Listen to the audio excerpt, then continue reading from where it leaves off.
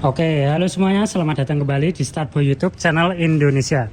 Pada kesempatan kali ini saya mau review ya teman-teman, apa aja sih modifikasi yang sudah saya lakukan dan gimana sih performanya. Yuk kita bahas mendetail review pada video kali ini teman-teman. Karena saya sudah melakukan modifikasi tipis-tipis di Honda Vario 125 Gen 2 ini, dari CVT, intake hingga exhaustnya.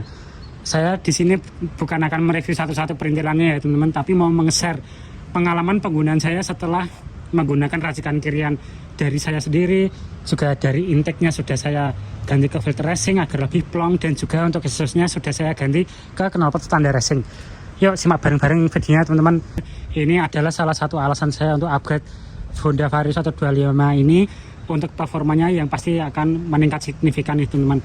Karena ini adalah kombinasi sempurna nih teman-teman, untuk kalian yang ingin mesinnya masih standar, nggak mau oprek-oprek mesin, nggak mau bore up, nggak mau stroke up, ataupun nggak mau porting. Ini bisa menjadi salah satu referensi nih teman-teman, modifikasi tipis-tipis performa dari area CVT, intake hingga exhaust, yang total modifnya hanya sekitar 1 jutaan ya teman-teman, tapi sudah bisa menempel Honda Vario 160 teman-teman, bukan Vario 150 ya, 160 saya tempel teman-teman, cuman modif tipis-tipis ini. Oke, yang pertama ingin sharing ya teman-teman, dari yang saya rasakan overall setelah penggunaan 1 bulan, dari racikan kirian CVT saya, intake-nya sampai ke exhaust-nya. Yang pertama tentu aja teman-teman, mesinnya sedikit lebih gerung, tapi gerungnya tipis ya teman-teman, bukan gerung parah seperti ber-ber yang ada di video-video TikTok sampai mesinnya tuh lari aja kagak, gerung doang. Ini enggak teman-teman, kombinasi sempurna dari racikan CVT saya yang bisa teman-teman simak ya, atau tonton di video saya sebelumnya. Itu gerungnya enggak parah teman-teman, nanti akan saya coba cek sound ya. Gerungnya enggak parah, tapi larinya dapat, torsinya ngisi teman-teman, dari putaran bawah, tengah hingga atas tuh ngisi terus, linear dan cepat ya teman-teman. Dan nanti akan saya bahas konsumsi BBM dan top speed yang saya dapetin setelah saya upgrade performa tipis-tipis. Oke, kita lanjutin dulu tadi yang performa teman-teman.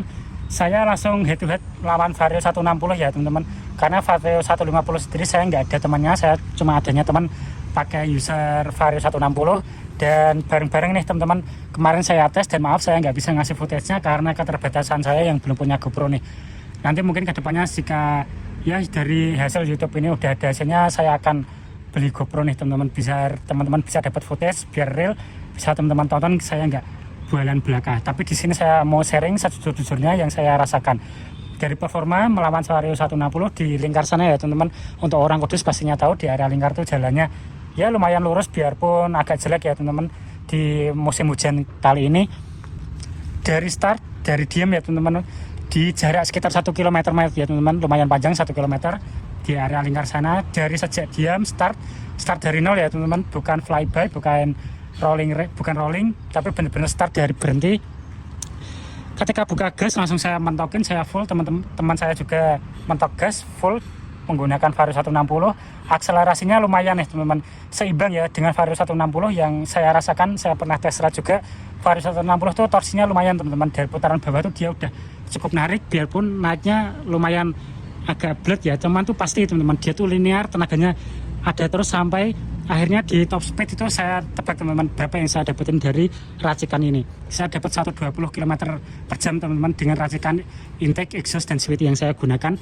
Ya mungkin nothing special ya teman-teman, karena ini penggunaan saya benar-benar untuk harian dan kenyamanan ya, karena roller saya lumayan berat, dan bener aja dari putaran bawah hingga atas itu saya nempel, saya jejer teman-teman dengan Vario 160 dari start ya sampai akhirnya finish.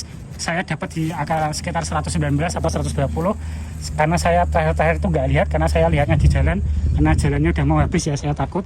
Jadi saya terakhir lihatnya 119, nggak tahu kalau mungkin jadi 120. Kalau teman saya Vario 160 itu dapat 122 km per jam di track lumayan panjang tuh 1 km.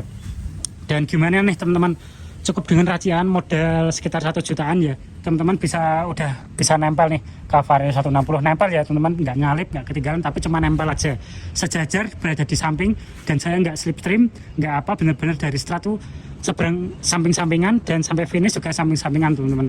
Saya dapat 120 km per jam dan ngisi terus teman-teman, tenaganya dari bawah, tengah sampai atas, dan akhirnya top speed di 120, nggak mau nambah lagi.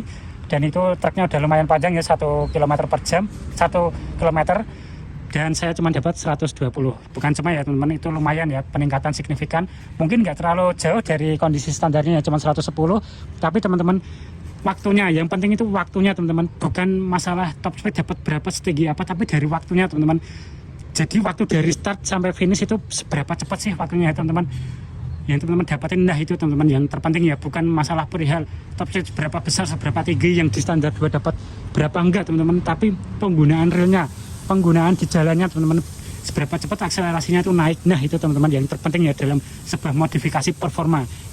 Yang namanya performa itu udah pasti harus meningkat ya teman-teman. Jika modif performa, jangan yang modif performa tapi malah jadi gerung, nggak ada larinya, itu bukan saya banget ya teman-teman. Nah itu dia sedikit review saya, penggunaan saya setelah kurang lebih 1 bulan, yang sudah saya upgrade modif tipis-tipis dari arah exhaust, intake hingga CVT. Untuk racikannya apa aja, yang saya ganti apa aja, bisa teman-teman simak di video-video saya sebelumnya, sudah pernah saya buatkan videonya. Kali ini saya cuma ingin membahas sharing aja nih. Oh ya, setelah top speed saya konsumsi BBM-nya tentu aja turun ya teman-teman. Oke, di dalam kota untuk penggunaan standar harian saya cuma dapat 45 km per liter ya teman-teman. Lumayan turun jauh nih. Itu aja saya ngegasnya juga ngurut pelan-pelan, nggak langsung buka gas mendadak, agresif enggak ya teman-teman. Biarpun saya sudah upgrade performa, larinya enak, tapi saya tetap kalau penggunaan dalam kota itu ngegasnya urut teman-teman, ngurut pelan-pelan, nggak yang langsung disentak. Saya dapat 45 km per liter. Kalau penggunaannya macet dan saya agak agresif itu bisa turun ke 43, 44 teman-teman. Oke, ada sedikit iklan tadi. Lalu untuk penggunaan dalam kotanya, yang saya gunakan ke Kudus Jepara setiap harinya untuk bekerja, di luar kota saya bisa dapetin 47, 48 ya teman-teman. Lumayan nih. Setelah upgrade performa ya, namanya konsumsi BBM pasti turun ya teman-teman, dapat 48,5. Dengan penggunaan saya modelnya ngurut ya teman-teman, ngegasnya nggak agresif nggak apa, dan saya dapat di 48 km per liter. Dan itu penggunaannya santai, semi eco riding, biarpun udah agak kencang motornya, tapi saya penggunaannya tetap dewasa ya teman-teman, nggak kayak bocil barbar ngegerung itu nggak jelas. Oke, mungkin sekian gitu aja video kali ini teman-teman. Kita cek sound dulu ya sebagai penutupan. Setelah saya sharing top speed dan konsumsi BBM dan realita penggunaan hariannya seperti apa, silahkan kalian teman-teman komen di bawah ya jika ada pertanyaan. Jika ada yang ingin sharing juga boleh nih teman-teman, kita diskusi bareng di kolom komentar.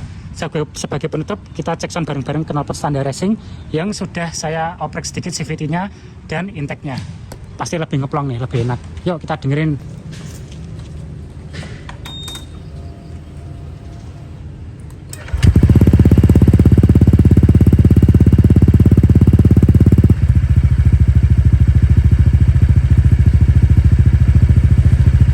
Langsungnya bener-bener adem, bulat, padat, berisi teman-teman. Kalau digeber baru keluar suaranya teman-teman. Yuk kita dengerin bareng ya.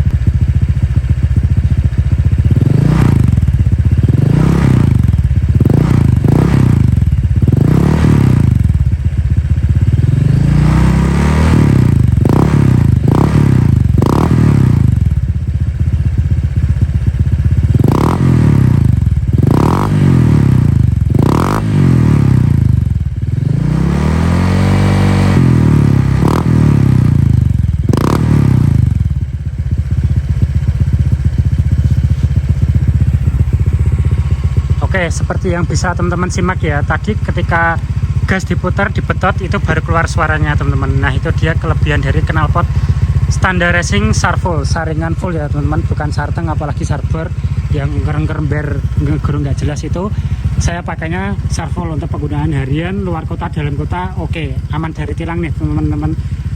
Selama yang saya pakai ini setelah 1 bulan ya teman-teman. Dan mungkin sekian gitu aja video kali ini teman-teman. Silahkan dibantu like jika teman-teman menyukai video kali ini, dan di komen tadi jika ada diskusi atau pertanyaan. Dan jangan lupa dibantu subscribe ya teman-teman, untuk saya beli GoPro nih, biar kita bisa ngevlog bareng. Oke, mungkin sekian video aja video kali ini. Terima kasih sudah menonton teman-teman.